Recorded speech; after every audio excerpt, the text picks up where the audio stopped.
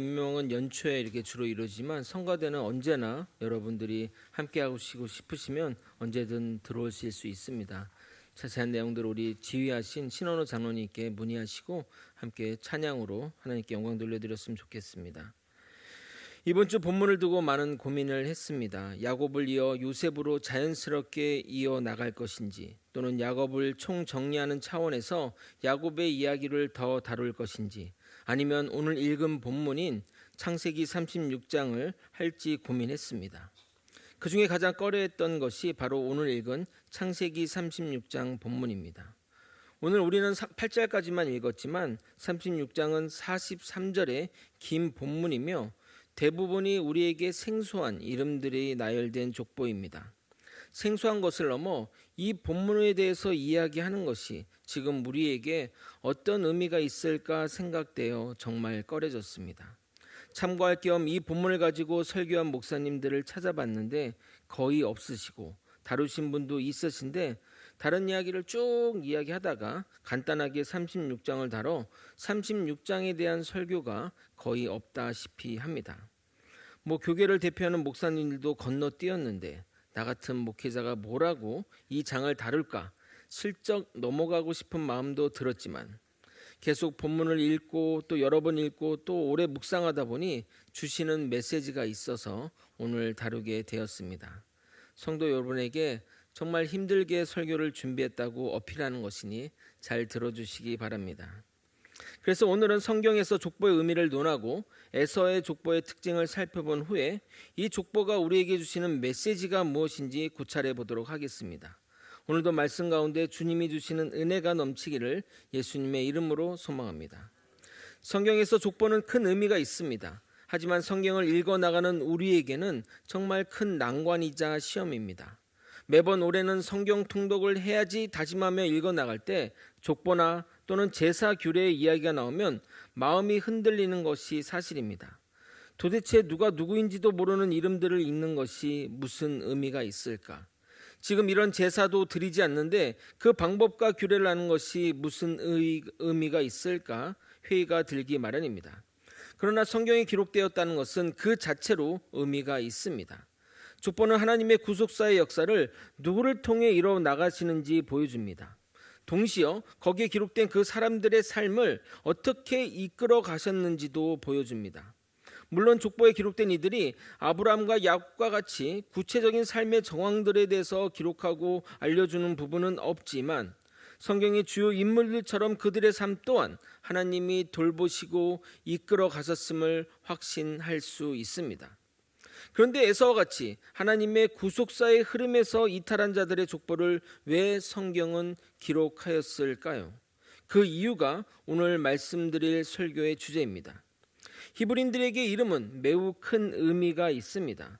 하나님은 그 이름을 통해 하나님의 메시지를 전달하시기도 하고 그의 이름을 바꿈으로써 인생을 변화시켜 나가기도 합니다.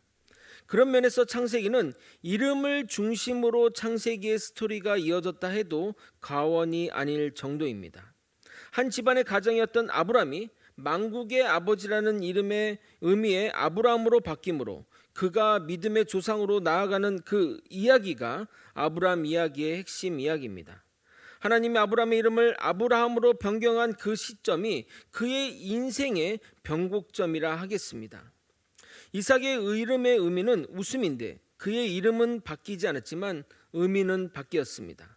처음 이삭의 어머니 사라의 웃음은 불신의 웃음이었지만 두 번째 출산 후에 사라의 웃음은 기쁨과 감사의 웃음이었습니다. 어머니의 태중에서 변화가 일어난 것입니다. 하나님은 그녀의 슬픔을 기쁨으로 바꿔주셨는데 시편 기자의 고백이 생각나는 순간입니다. 시편 30편 11절에 이렇게 말합니다. 주께서 나의 슬픔이 변하여 내게 춤이 되게 하시며 나의 베옷을 벗기고 기쁨으로 띠우셨나이다. 이후 이삭은 부모의 유지를 따라 평생 부모를 걱정시키지 않는 자녀로 자랐으며 한 여인의 남편으로서 충실한 가정의 삶을 살았습니다. 또한 그는 주변 이웃들과 좋은 관계를 유지하며 평화의 삶을 살았던 것입니다.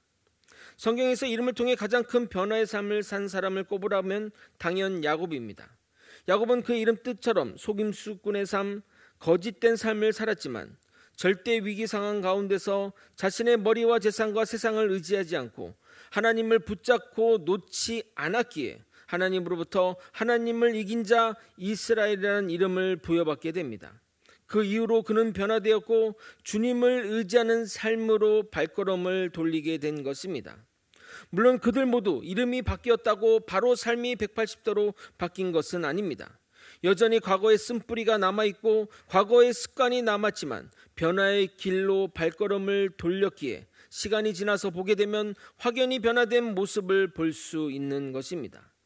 여러분, 이것은 우리의 모습이기도 합니다. 우리가 예수를 믿기 전 세상을 의지하고 내가 가진 능력, 돈, 외모 또는 외형적인 것을 의지하고 살았다면 예수를 믿고 거듭난 이후에는 주님을 믿고 말씀을 의지하며 성령님께 순종하며 나아가는 삶으로 변화된 것입니다. 저는 거듭난 크리스찬들이 세상을 바라보는 눈, 또 자신의 삶을 바라보는 그 변화된 모습에 정말 놀랄 때가 많고 감동을 느낄 때가 참 많습니다. 여러분, 지선아 사랑의 저자 이지선님을 아십니까? 그녀는 20대 초반에 음주운전 차량에 부딪혀 차량이 불이 났고 전신 55도의 3도 화상을 입었습니다. 그 사고로 인해 무려 40번에 걸친 대수술을 받았고 지금도 해마다 크고 작은 수술을 받을 정도로 좋지 못한 상태입니다. 특히 가장 외모에 관심 많은 20대 초반의 사고를 당해 여성으로서는 정말 힘든 시기를 보냈습니다. 그런 그녀에게 한 신문 기자가 이렇게 물어봤습니다. 사고 전으로 돌아갈 수 있으면 돌아가겠다는 그 질문을 던졌는데 그녀는 한치의 망설임도 없이 아니다라고 말해서 처음에는 에이 설마 라고 혼자 생각했습니다. 그러나 그녀가 과거로 가기 싫은 이유를 듣고 곧바로 수긍하며 그녀를 다시 보게 되었습니다. 그녀는 내가 이런 모습이 아니라면 절대 만날 수 없는 사람과 경험할 수 없는 것들을 경험했다. 또한 내가 이런 모습이기 때문에 다른 이가 아닌 내가 위로할 수 있는 사람들이 있다. 이 경험이 소중하기 때문에 과거로 돌아가지고 싶지 않다라고 말하는 것입니다. 만약 사고가 안 났다면 이쁜 지선으로 살아갔겠지만 사고 후 그녀는 그 사실에 좌절하지 않고 허락된 상황을 받아들이며 주님의 사랑을 실천하자 그녀는 세상 누구보다 아름다운 지선으로 바뀐 것입니다. 이것이 바로 거듭난 사람의 품격입니다. 저는 창세기에서 하나님이 사람의 이름을 바꿔주는 것이 지금 우리를 거듭나게 하는 것과 동일하다고 생각합니다. 이처럼 믿음의 사람들은 거듭남 이전과 거듭난 이후가 달라져야 합니다. 여러분은 여러분을 누구라고 생각하십니까? 나는 거듭난 그리스도인입니다 라고 고백할 수 있기를 예수님의 이름으로 소망합니다. 창세기 35장은 야곱의 족보가 기록되어 있고 36장은 에서의 족보가 기록되어 있습니다. 항상 성경은 구속사의 흐름에 있는 족보를 먼저 거론하고 세상의 족보를 이야기합니다. 그런데 야곱의 족보는 22절부터 26절까지 매우 짧게 기록되어 있는데 에서의 족보는 무려 43절에 걸쳐 기록되어 있습니다. 왜 구속사와 상관없는 에서의 족보를 이렇게 길게 기록하였을까요? 그 답을 알기 위해 먼저 에서 족보의 특징을 살펴보도록 하겠습니다. 에서의 족보는 야곱의 족보와 동일하게 아내를 기준으로 기록되어 있습니다. 야곱은 아내 레알과 라헬 그리고 여종 비라와 실바가 낳은 자녀 순으로 기록되어 있는데 에서도 그의 아내 아다, 오홀리바마, 바스맛 기준으로 기록되어 있습니다. 아다와 오홀리바마는 가나안 여자이고 바스맛은 이스마엘의 딸이자 사촌 누이라 하겠습니다. 에서가 가나안 여자와 결혼하는 것이 부모의 마음을 힘들게 했기에 마지막 여자는 이스라엘의 딸과 결혼한 것 같습니다. 에서의 족보 가운데 상징적인 사건이 기록되어 있습니다. 6절과 7절을 한번 여러분이 읽어보도록 하겠습니다. 함께 읽겠습니다. 시작. 에서가 자기 아내들과 자기 자녀들과 자기 집의 모든 사람과 자기의 가축과 자기의 모든 짐승과 자기가 가나안 땅에서 모은 모든 재물을 이끌고 그의 동생 야곱을 떠나 다른 곳으로 갔으니 두 사람의 소유가 풍부하여 함께 거주할 수 없음이러라. 그들이 거주하는 땅이 그들의 가축으로 말미암아 그들을 용납할 수 없었더라. 형 에서는 동생 야곱과 함께 살며 목축하기에는 목초지나 여러 가지로 부족해서 에서 본인이 그곳을 떠나 세일산 쪽으로 나아간 것입니다.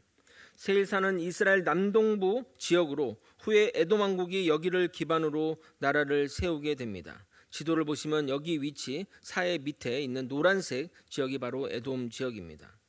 어찌 보면 그 행동은 형으로서 동생에게 양보한 행동이라 할 수 있지만 그의 행동에는 문제가 있습니다. 하나님은 아브라함 때부터 가나안 땅이 약속의 땅, 축복의 땅이라 말씀하면서 여기곳에 거주하라고 하셨습니다. 그가 진정 이스라엘의 장자라고 생각했다면 그곳을 떠나서는 안 됩니다. 하지만 그는 장자의 명분 같은 것은 안중에도 없었기에 쉽게 그곳을 떠난 것입니다. 그가 떠나는 모습은 아브라함의 조카 롯이 땅만 보며 나아가는 모습을 연상시킵니다. 창세기 13장 10절 11절을 읽어드리도록 하겠습니다. 이에 롯이 눈을 들어 요단 지역을 바라본즉 소알까지 온 땅에 물이 넉넉하니 여호와께서 소돔과 고모라를 멸하시기 전이었으므로 여호와의 동산 같고 애굽 땅과 같았더라. 그러므로 롯이 요단 온 지역을 택하고 동으로 옮기니 그들이 서로 떠난지라. 땅의 풍요로움을 보고 옮겨간 롯처럼 에서도 땅을 보고 거주지를 옮긴 것입니다. 에서가 세일산으로 옮긴 이후로 본격적인 에서의 인생은 다른 방향으로 나아가게 됩니다. 이후 세일에서 낳은 자식들의 명단들이 기록되어 있습니다. 첫 번째 부인 아다에게서 낳은 엘리바스는 6명의 아들을 낳고 두 번째 부인인 오홀리바마는 3아들을 낳고 세 번째 부인인 바스맛에서 낳은 르우에는 4아들을 낳게 됩니다. 그런데 아다가 낳은 엘리바스가 첩 딥나에게서 아말렉을 낳게 됩니다. 11절을 좀 읽어드리도록 하겠습니다. 에서의 아들 엘리바스의 첩 딥나는 아말렉을 엘리바스에게서 낳았으니 이들은 에서의 아내 아다의 자손이며 이 아말렉은 나중에 족장으로 성장하게 됩니다. 15절 16절 읽겠습니다. 에서 자손 중 족장은 이러하니라. 에서의 장자 엘리바스의 자손으로는 대만 족장, 오말 목장, 스보 목장, 그나스 족장과 고라 족장, 가담 족장, 아말렉 족장이니 이들은 에돔 땅에 있는 엘리바스의 족장들이요 이들은 아다의 자손이며. 이 여기서 언급된 그 아말렉 종은 누구일까요? 출애굽하며 고향 땅을 돌아온 이스라엘 백성을 맞아준 이가 바로 아말렉 종족입니다. 기쁘게 맞았으면 좋겠지만 지친 이스라엘 백성을 뒤에서 습격한 이들이 바로 아말렉 종족입니다. 그래서 출애굽 백성들이 첫 번째 전쟁을 벌이게 되는 것입니다. 그때 여러분이 잘 아는 유명한 장면이 이렇게 나옵니다. 이때를 시작으로 아말렉은 이스라엘을 괴롭히는 평생의 대적이 됩니다. 출애굽기 17장 8절에서 11절을 읽어드리도록 하겠습니다. 그때 아말렉이 와서 이스라엘과 르비딤에서 싸우니라. 모세가 여호수아에게 이르되 우리를 위하여 사람을 택하여 나가서 아말렉과 싸우라. 내일 내가 하나님의 지팡이를 손에 잡고 산 꼭대기에 서리라. 여호수아가 모세의 말대로 행하여 아말렉과 싸우고 모세와 아론과 훌은 산 꼭대기에 올라가서 모세가 손을 들면 이스라엘이 이기고 손을 내리면 아말렉이 이기더니 결국 이들은 하나님이 인정한 원수들로서 하나님이 그들을 이렇게까지 저주하십니다. 출애굽기 17장 14절 여러분이 한번 읽어보도록 하겠습니다. PPT 보시고 함께 읽겠습니다. 시작. 여호와께서 모세에게 이르시되 이것을 책에 기록하여 기념하게 하고 여호수아의 귀에 외워 들리라. 내가 아말렉을 없이 하여 천하에서 기억도 못하게 하리라. 그리고 그들은 민수기 14장에 다시 등장하는데 12명의 정탐꾼 사건 이후에 혼쭐이 난 출애굽 백성이 모세의 만류에도 산에 올라가서 죽는 일이 생기는데 그때 등장하는 민족이 또 아말렉입니다. 민수기 14장 44절 45절입니다. 그들이 그래도 산 꼭대기에 올라갔고 여호와의 언약궤와 모세는 진영을 떠나지 아니하였더라. 아말렉인과 산간지대에 거주하는 가나안인이 내려와 그들을 무찌르고 호르마까지 이르렀더라. 사사시대에는 미디안 민족과 연합하여 이스라엘 민족을 괴롭히는 민족으로 또 등장하게 됩니다. 민수기 6장 3절에 4절입니다. 이스라엘이 파종할 때면 미디안과 아말렉과 동방 사람들이 치러 올라와서 진을 치고 가사에 이르도록 토지 소산을 멸하여 이스라엘 가운데 먹을 것을 남겨두지 아니하며 양이나 소나 나귀도 남기지 아니하니. 이뿐만 아닙니다. 다윗이 블레셋 왕의 부름을 따라 시글락에 갔을 때 침입하여 부녀자와 모든 것을 약탈한 민족이 또한 아말렉입니다. 사무엘상 30장 1절 2절입니다. 다윗과 그의 사람이 사흘 만에 시글락에 이를 때 아말렉 사람들이 이미 네겝과 시글락을 침노하였는데 그들이 시글락을 쳐서 불사르고 거기에 있는 젊거나 늙은 여인들을 한 사람도 죽이지 아니하고 다 사로잡아 끌고 자기 길을 갔더라. 그리고 사람들이 잘 모르는 부분이 있는데 에스더서를 보게 되면 이스라엘을 인종 청소 말살하라고 했던 하만이 기억나실 것입니다. 그런데 그 하만의 종족이 바로 아말렉입니다. 에스더 3장 10절에서 11절입니다. 왕이 반지를 손에서 빼어 유다인의 대적 곧 아각 사람 함무다다의 아들 하만에게 주며 이르되 그 은을 내게 주고 그 백성도 그리하노니 너희 소견에 좋은 대로 행하라 하더라. 아마도 아각 사람이라 지칭하여 아말렉과 연결하지 못했는데 아각은 아말렉 왕의 이름으로 아각 사람이 아말렉 사람을 뜻합니다. 아말렉은 이외에도 많은 곳에 등장하여 이스라엘을 괴롭혔고 자주 공병에 빠뜨렸습니다. 철천지 원수도 이런 원수는 없을 것입니다. 그런데 그 종족이 바로 에서의 자손이라는 사실입니다. 아말렉뿐만 아니라 에서의 직계 후손인 에돔 족족 또한 계속해서 이스라엘을 괴롭히는 민족이 됩니다. 에돔이 제일 먼저 등장할 때는 출애굽 때입니다. 가나안 입성을 앞두고 모세는 이스라엘과의 혈통관계인 에돔에게 도움을 정중하게 부탁하게 됩니다. 그러나 에돔이 자신의 나라를 통과하는 것을 허용하지 않자 당시 출애굽 백성은 시간을 들어 한참 돌아가야 했습니다. 민수기 20장 14절에서 20절의 말씀인데 14절, 17절, 21절만 읽어도록 하겠습니다.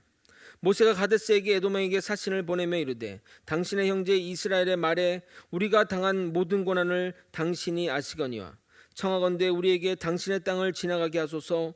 우리가 밭으로나 포도로로 지나가지 아니하고 우물물도 마시지 아니하고 왕의 큰 길로만 지나가고 당신의 지경에서 나가기까지 왼쪽으로나 오른쪽으로나 치우치지 아니하리라 한다고 하라 했더니 에돔 왕이 이같이 이스라엘이 그의 영토로 지나감을 용납하지 아니하므로 이스라엘이 그들에게서 돌이키니라.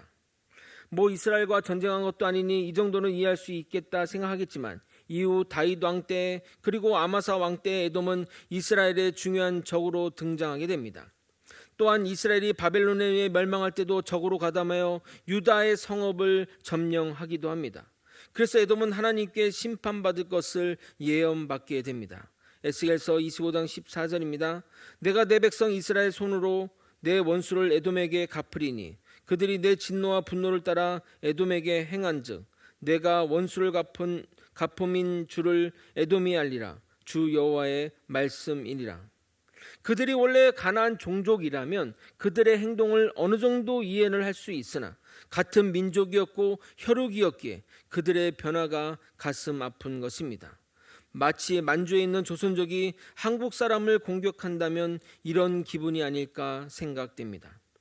그런데 에서의 족보를 보면서 이스라엘과 달리 빠르게 번영을 이루는 것을 보게 됩니다. 이스라엘은 이후에 여전히 애굽에서 목축을 하며 살았는데 에서는 족장이 출현하게 됩니다.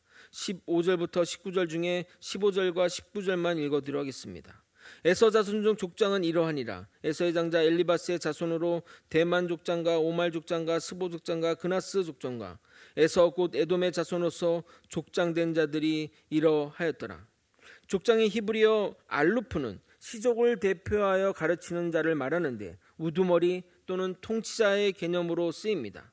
족장의 출현은 에서의 후손이 매우 강력한 부족으로 성장했음을 보여주고 이삭의 예언처럼 칼을 믿는 부족이 되었음을 보여줍니다. 무려 19명의 족장이 이름이 거론되었는데 빠르게 나라가 성장했음을 알 수 있습니다. 20절에 갑자기 세일 자손의 족장의 명단이 나옵니다. 20절 21절을 제가 읽어드리도록 하겠습니다. 그 땅의 주민 호리 족속 세일의 자손은 로단과 소발과 시몬과 아나와 디손과 에셀과 디산이니 이들은 에돔 땅에 있는 세일 자손 중 호리 족속의 족장들이요. 에서 자손의 족보를 이야기하다가 세일 자손의 족보를 이야기하는 것이 의아스럽게 여겨질 수 있는데 에서가 세일을 주 군거지로 삼고 그곳에서 사는 민족을 정복했기 때문에 에서의 족보에 포함되는 것으로 보면 됩니다. 이어서 중요한 31절을 같이 한번 읽어보도록 하겠습니다. 31절 창세기 36장 31절을 읽겠습니다. 시작. 이스라엘 자손을 다스리는 왕이 있기 전에 에돔 땅을 다스리던 왕들은 이러하니라. 여러분, 이 창세기를 모세가 BC 15세기경에 기록한 것으로 추정합니다. 당연히 모세 때는 이스라엘에 왕이 없었는데 그때 벌써 에돔에는 왕이 있었다고 말하는 것입니다. 이스라엘은 BC 1050년경에 사울이 처음 왕으로 등극하므로 에돔은 무려 400년이나 앞서 왕정시대가 출범하였음을 알 수 있습니다.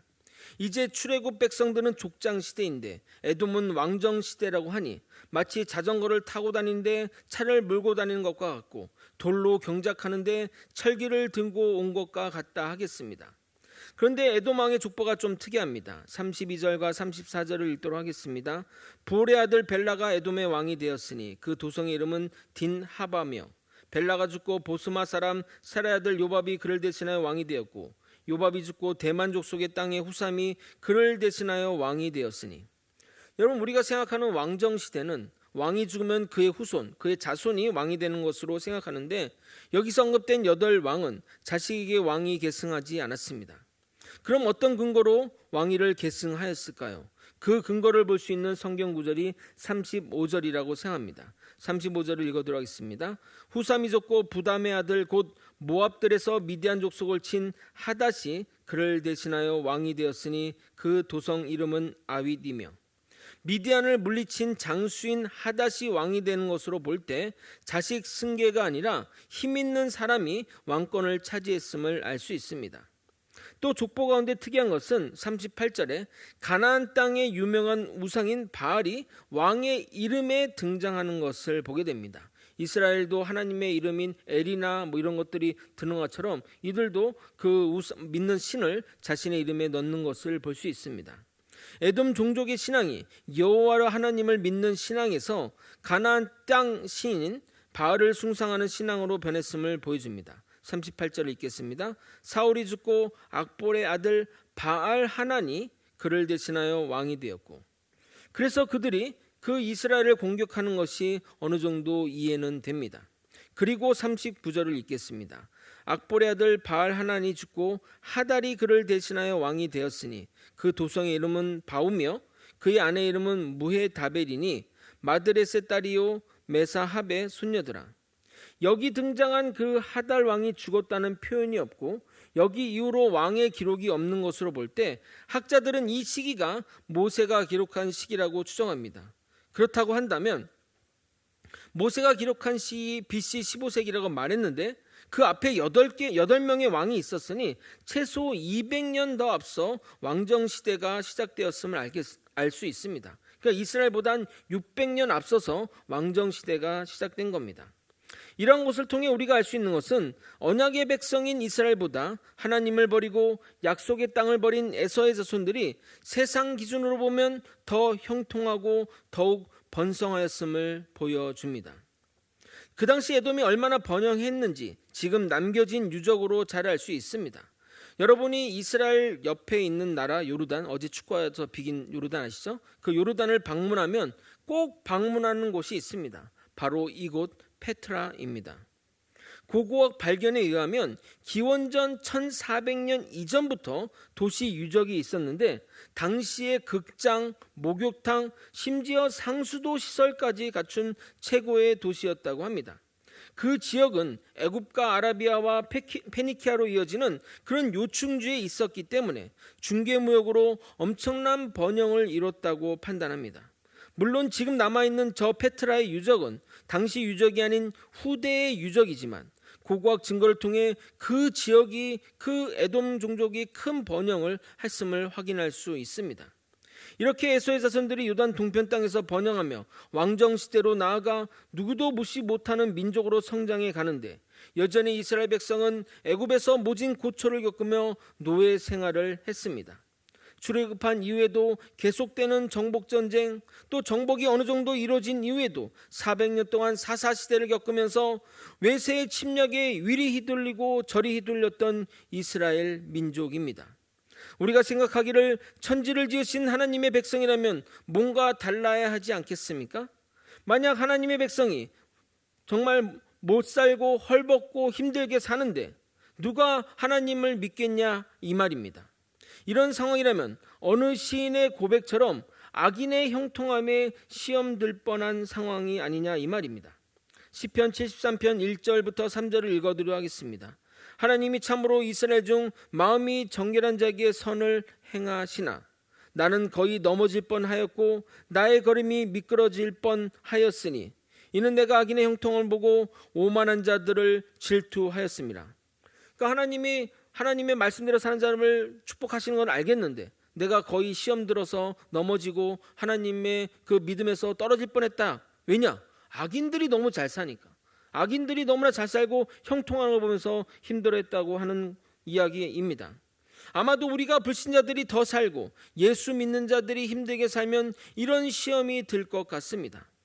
그러나 우리는 모든 것을 근시안적으로 봐서는 안 됩니다. 에돔이 아무리 번영한다 할지라도 그들은 현재 없습니다. 역사 속으로 사라진 지 너무 오래 전입니다. 오직 유물로만 그들의 흔적을 확인할 수 있습니다. 심지어 그들에 대한 기록마저 없습니다.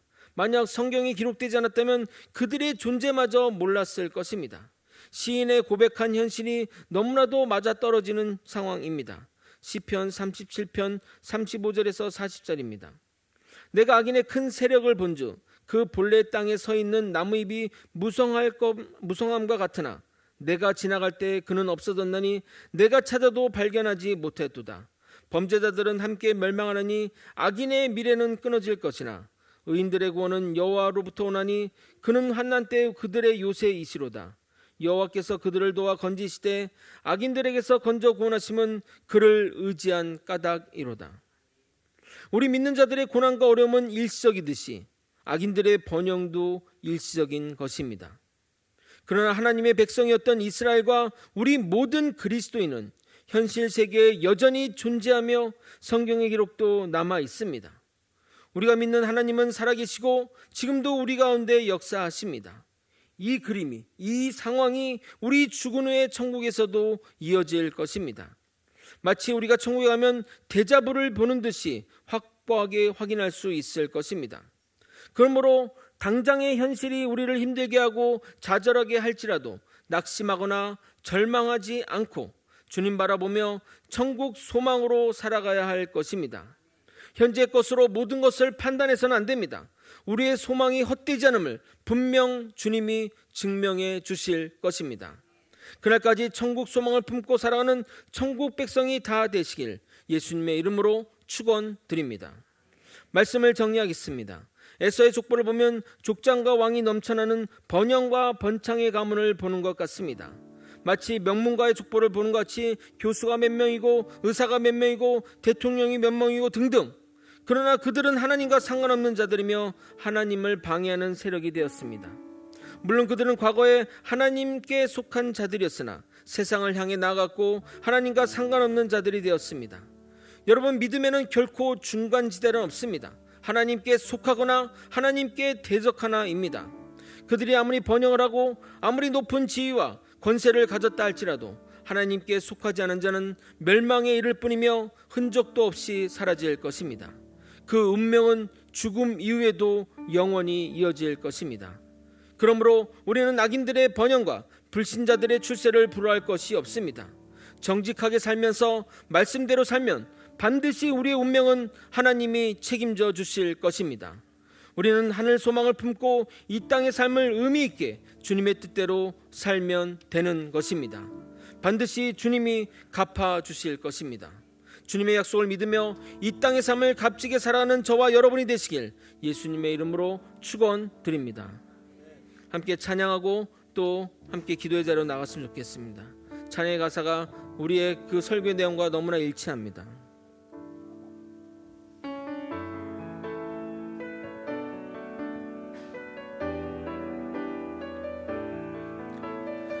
나 지금 비록 땅을 못하며 나 지금은 비록 땅을 못하며 살지라도 내 영혼 저 하늘을 디디며 사네.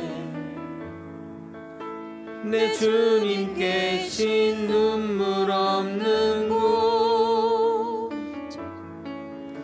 저 하늘에 숨겨둔 내 소망이 아픈 얼굴들 그리운 이름들 많이 생각나. 때론 가슴 터지도록 기다려지는 곳. 내 아버지 너른 폭날 맞으시는 저 하늘에 쏴둔 내 소망 있네. 주님 그 나라에 이를 때까지 순례의 걸음 멈추지 않으며 어떤 시련이 와도 나 두렵지 않네. 주와 함께 걷느니 주님 그 나라에 이를 때까지. 주님 그 나라에 이를 때까지 순례의 걸음 멈추지 않으며 어떤 시련이 와도 나 두렵지 않네. 주와 함께 걷느니 길에. 여러분, 믿음에는 중간지대가 결코 있을 수 없습니다. 우리가 주님에 속하여 주님을 따르는 길이거나 주님에 속하지 않아 주님을 대적하는 길로 나아가는 길밖에 없습니다. 그러나 그 둘의 운명은 반드시 갈려질 것입니다. 우리 죽음 이후에 영원한 생명이 우리에게는 허락되어 있지만 예수를 믿지 않고 비웃고 또 깔봤던 자들은 반드시 그것으로 인해 아버지 심판받을 것입니다. 우리는 이 땅을 살면서 순례자의 삶을 살며 하늘 소망을 품고 살아갈 줄 믿습니다. 반드시 그것은 주님이 갚아주실 것입니다. 이 믿음 가지고 살아가는 저와 여러분이 되시길 소망하며 주님의 이름을 부르고 통성으로 기도하시겠습니다. 주여!